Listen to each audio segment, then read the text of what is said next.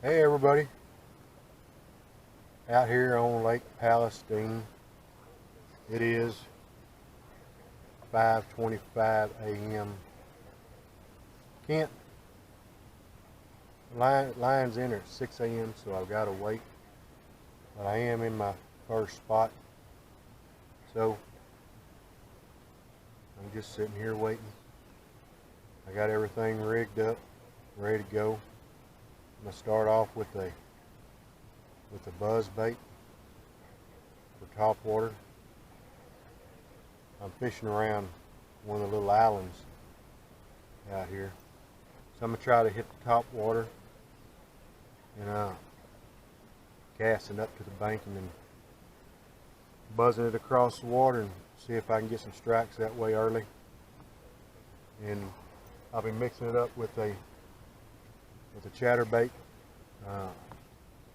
jackhammer, both fire crawl, the orange fire crawl, and a black blue. And because this water is very muddy, very stained, I can look down. I mean, even with the light shining, this orange paddle, once it goes into the water, I can't see it. So it's very dirty water. It doesn't bode well for me, but it is what it is. If I didn't want to fish dirty water, I shouldn't have came, or I should have went further south to the south end of the lake, because this is up here where the Neches River pours in, so it's going to be muddy. So I'll just deal with it. It's just where I thought I needed to start here at Kickapoo.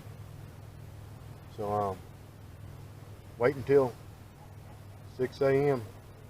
32 more minutes. We'll fire it up then. 5:59 a.m. It's 6 a.m. 6 a.m. folks. 6 a.m. Here we go. Lines in. Starting off with a chatterbait, black and blue. I am in 3 or 4 foot of water.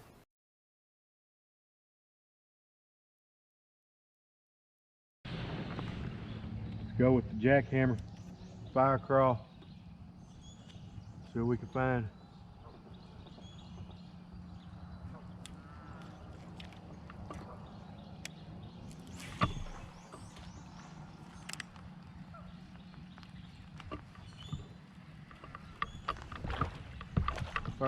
First cast, baby. First cast with the fire crawl.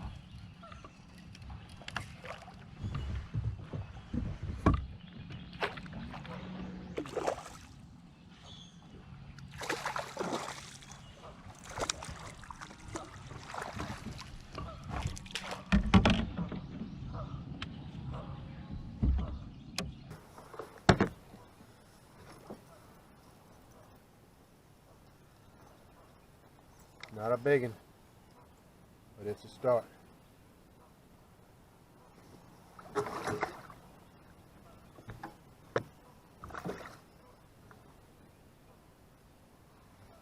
Fire crawl, baby.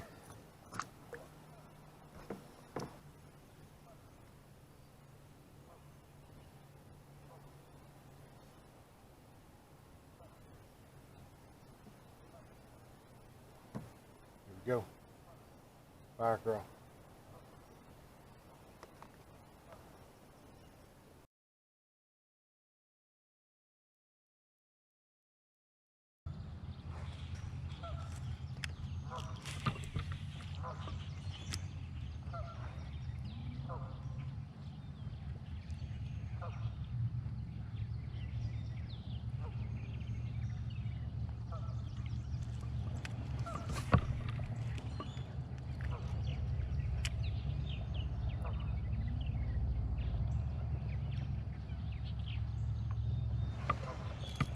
Another one. Here we go.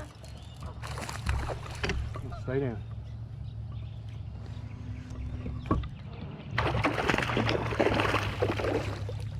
You fired up.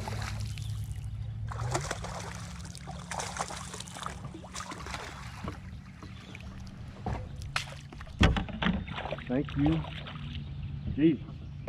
Jesus.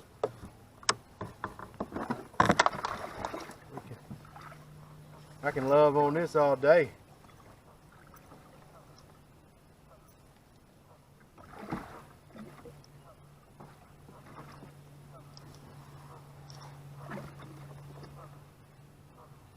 Better one.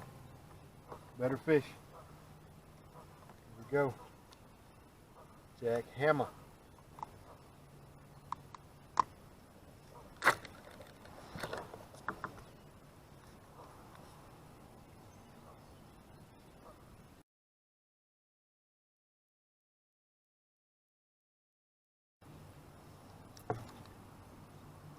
Jackhammer. 17 to 13, that's 30.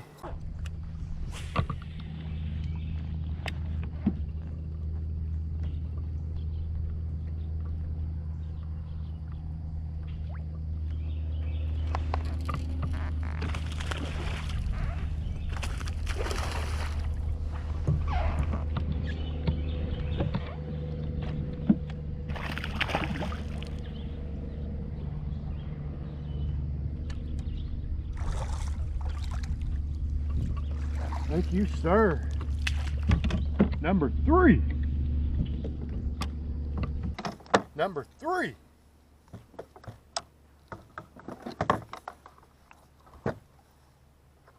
Thank you, sir. Thank you, Jackhammer.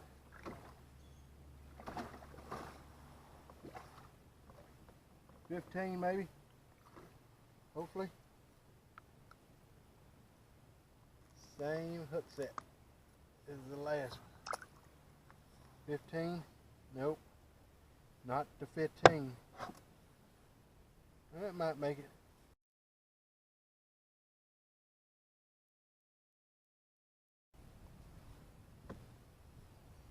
There it is.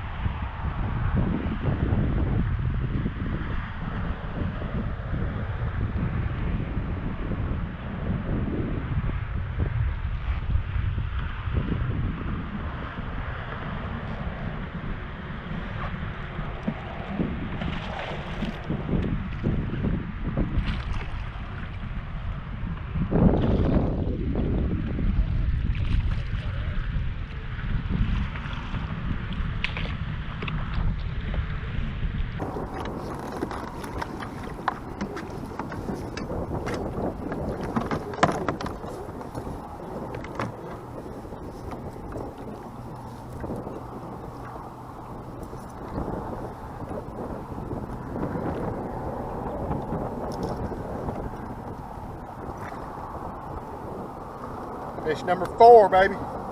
Fish number 4. 15. Oh yeah.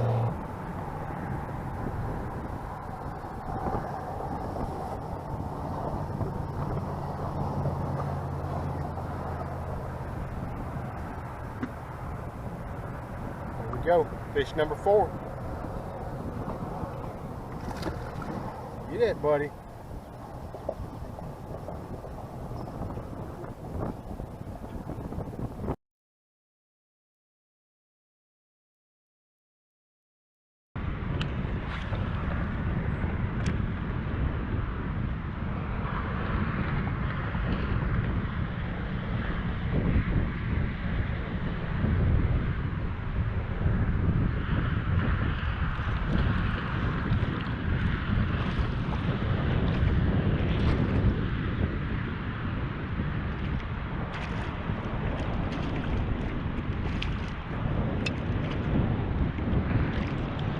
Freaking crappie. Crappie on a jackhammer. Crappie on a jackhammer. Go. I ain't got time for you, baby.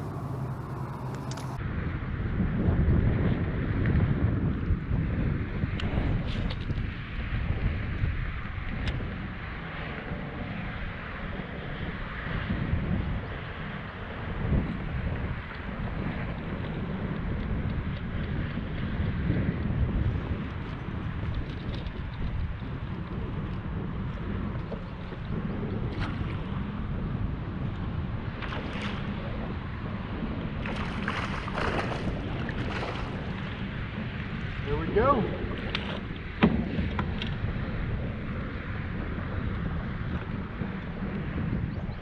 Fish number 5.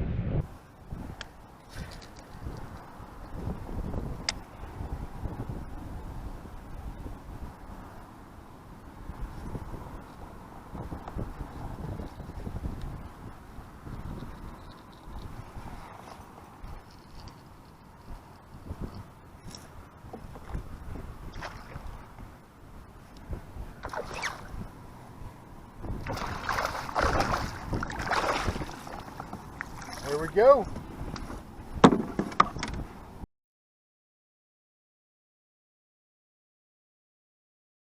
Five bass on. My limit 76.25, I think, maybe 76.5. 76.25. I don't remember. 76. Again, that ain't gonna cut it. That ain't gonna win. That's in fact, that'll probably be 15 inches short.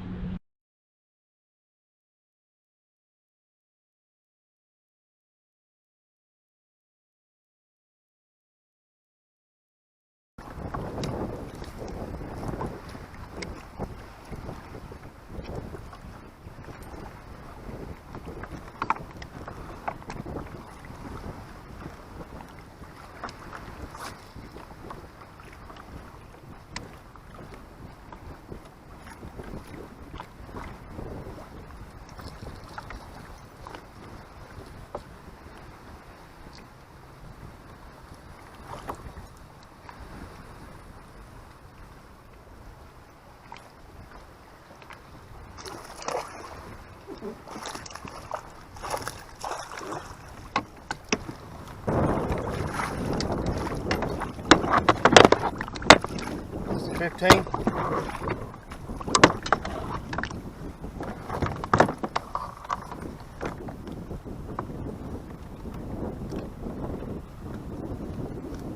No. Too small. That's 13.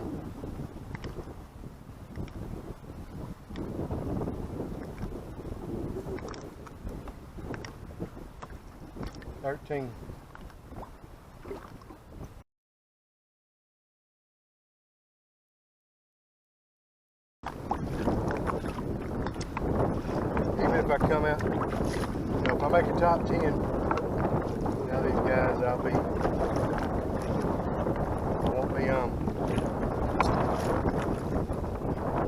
won't be embarrassed.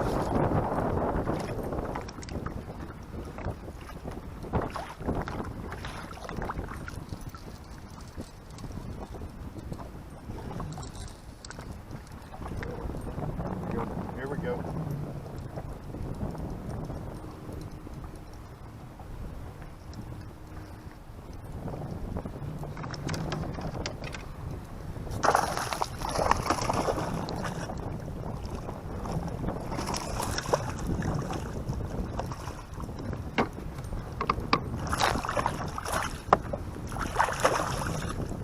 and the jackhammer came out at the neck. This will definitely upgrade.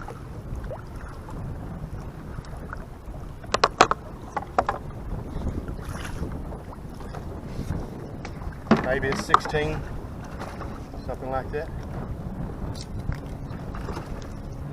But it will definitely upgrade. Yes, sir.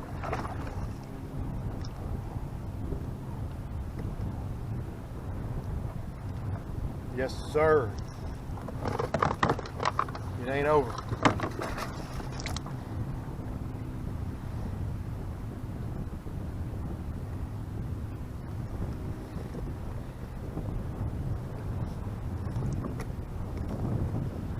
$16.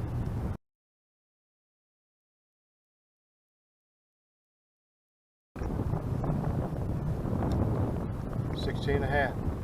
We got it to it. Thank you, thank you, thank you. Have a great day.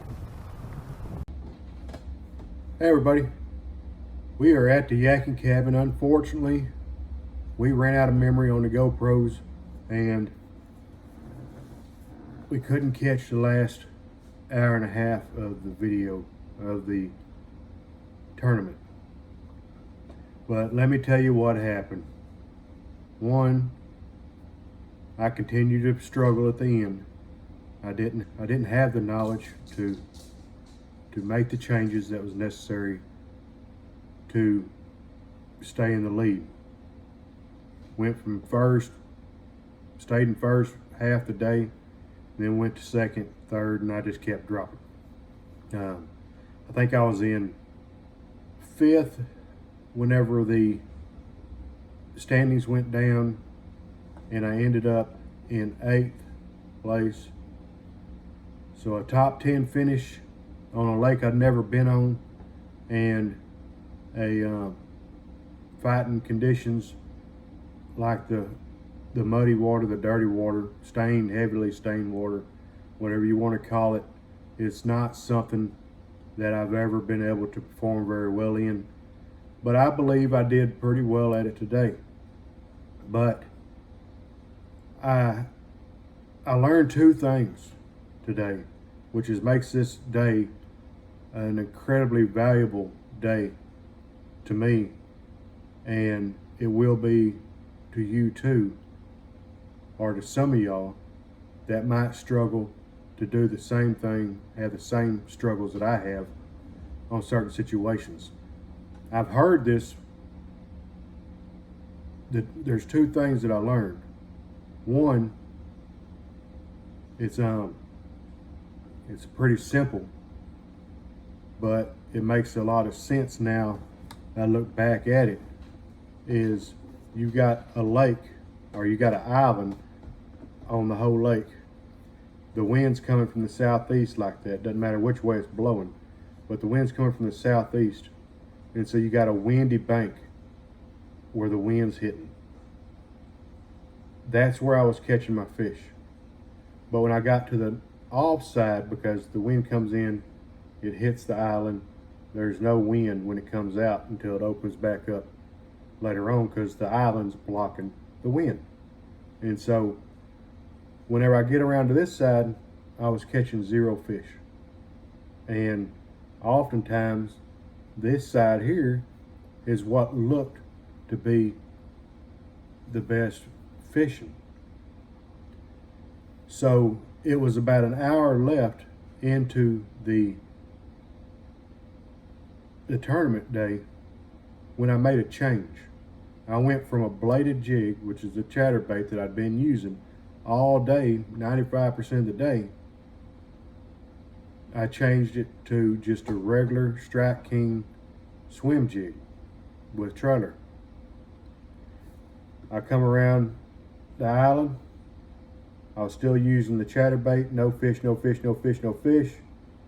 And I changed to a regular jig, no, not bladed, just a regular swim jig, and immediately hooked up to a kicker fish. It was somewhere between 20 and 22 inches. More than likely it was 20 that felt like a 22, or in my eyes looked like a 22, and could have been 21, probably wasn't 22, but it was a good sized fish. I lost it. I lost that fish like I've been losing a lot of my big fish. I lost it whenever it breached the surface, spit the hook, and was gone. And so that's where the number two thing comes in. The number one thing I learned today was on the off side of the wind, the non-windy bank, if there's no wind, the same thing's not going to work. The same lure isn't going to work on that non-wind side that's working on the wind side, and vice versa. So that was the first thing I learned that I'll never forget again. I wasted half the tournament day using the wrong lure on the non-wind side of the bank. I even made mention throughout the tournament, why am I not catching anything on the non-windy side?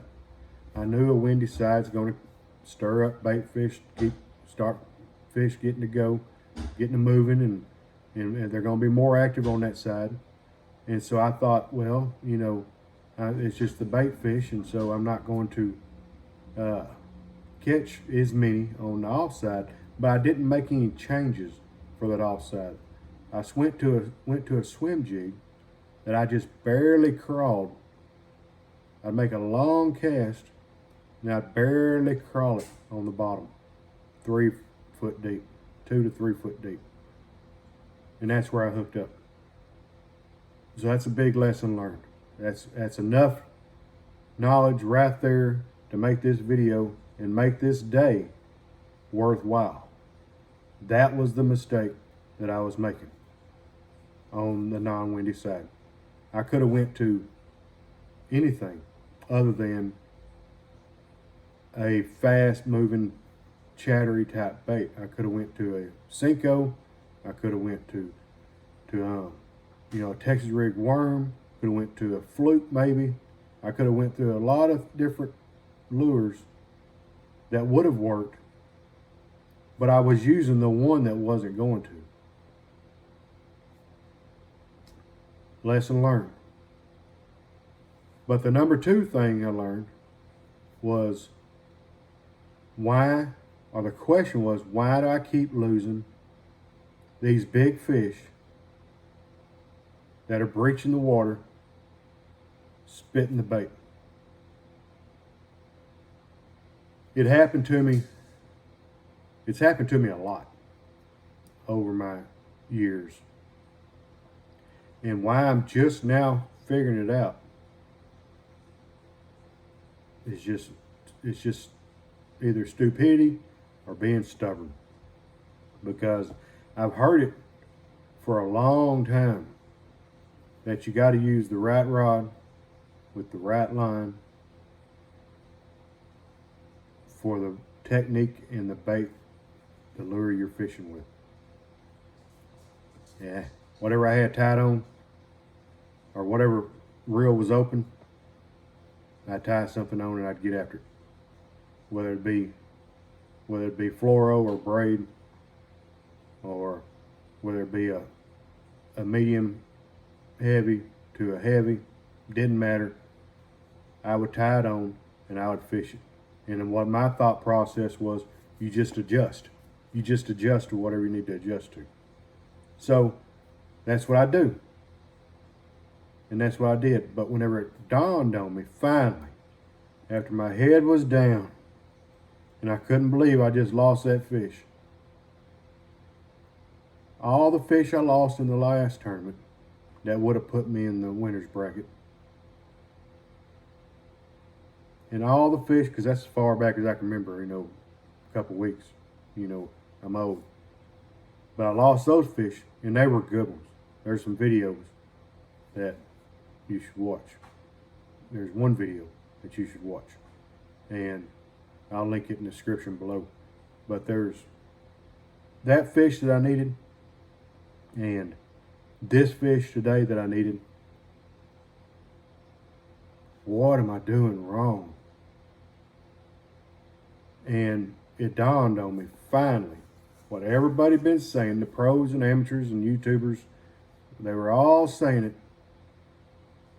I believe the reason why I lost this fish in the last tournament and lost this fish today was because I'm using the wrong rod, line, bait setup. The reason I know that is because they were all caught or hooked up on braid, which braid's great for what its intended purpose is. I think I'm not using it for its intended purpose. I'm making long casts with braid, and I'm locking the drag all the way down because I don't have to worry about breaking a fish off with 50 to 65 pound braid. I want to be able to muscle that sucker into the boat. What that does when I cast a long ways out there, it goes way out there, and I'm over here, and that fish hooks up, and he takes off, one way or another, and I'm reeling, and I'm keeping the pressure on. As soon as it hits the end of that line, when it's going away from me, that line grabs it, and the only option it has is, see, because I'm up here and the fish is down here, it rises that fish up out of the water because it hits its end, and the only place it can keep going with that momentum is to go up, and it breaches the water. That's the first thing. I'm locking it down where the fish, when it hits that length of rope I give it, its only choice is to go up. If I didn't have it locked down so tight, it would be able to swim, and I'd be able to keep working it until it comes back, and it'd keep it from going up out of the water. It couldn't come up out of the water unless it was just, it turned and shot up and tried to. I'm forcing it to come out of the water. That's my problem. I'm making it come out of the water when I've been saying why they keep trying to come, why they keep coming out of the water. I'm making it do that because of just the physics. You got the fish down here, me up here. So whenever it hits that bottom, I gotta do it this way or don't look right. When it hits that, when it hits the end, then it has to come up level with the rod because it's straightening that line out. It can't go down. Well, it can, but I'm up here, so it pulls it up and it shoots that fish out of the water. So number one thing on the second thing is quit locking my drag down so tight. That's perfect to do if you're in braid. I mean, if you're using braid and you're punching or you're flipping, you hook on, you drag that fish out. Pull it out. Don't give it a chance. But I'm casting 100, 150 feet. There's a long line in between. I got to give it some play. I gotta. That'll keep it from coming out of the water and shaking me off. The other thing is, if I am using braid, don't use a freaking stick. Use a rod that's got some play in it, because that's going to, when the fish comes out of the water, the rod is going to flex or stop flexing. It's going to be pulling on that fish, which whenever that fish is shaking, trying to get that lure out, trying to get unhung, that rod is playing the fish the rod is using that flex to keep pressure. Fish goes this way, the rod goes straighter. Fish goes this way, the rod bends. It keeps pressure on that fish. How about that? Y'all like it? It keeps pressure on that fish. See? The line will also do the same thing. You got braid that if the fish comes this way, the braid's just going to have slack. But fluoro, when the fish has stretch, when the fish is stretching it, or the line has stretch, and the fish is pulling it, stretches it. When it comes out of the water, and it starts coming this way when it's shaking, the line, the tension in the line is making it contract back to normal, keeping the pressure on the fish. So the reason I'm losing these fish is because I'm a dumbass. I'm using the wrong line with the wrong rod and using it in the wrong technique. That's why I'm losing these fish. Yeah, you're going to lose some no matter what. They're just going to beat you. But I'm losing them all, you see.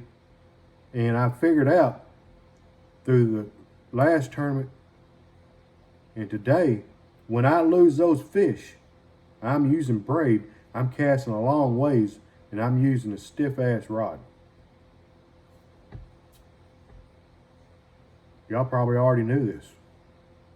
I knew it. I just didn't think it mattered much. So, I was wrong. Those are the 2 lessons of the day. And I'm going to explain how I remedied that situation in the article that'll be on Yakky Cabin. You can click the link and see how I fix it this weekend before I go back out again practicing for a team tournament that's coming up next week. I'm fixing this problem. I'm fixing it.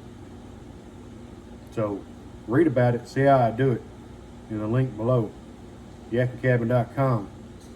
It's going to show you what I'm going to do to fix it. It'll be cut and dried, and I think it's information that everybody needs to know, and I should have known a long time ago. So that's it. We come in 8th today, and we got beat by some great anglers that made the changes that needed to be made, that didn't make the mistakes that I was making. So they beat me hands down. And again, I've learned 2 valuable lessons today, and that's always a good day when you can learn 2, even 1 valuable lesson to make you a better angler the next time you go out. So, boom, there it is. Here are the results for the tournament. Thanks for viewing. Thanks for watching. Click the link, like the videos, all that stuff. I appreciate it. Here's the results.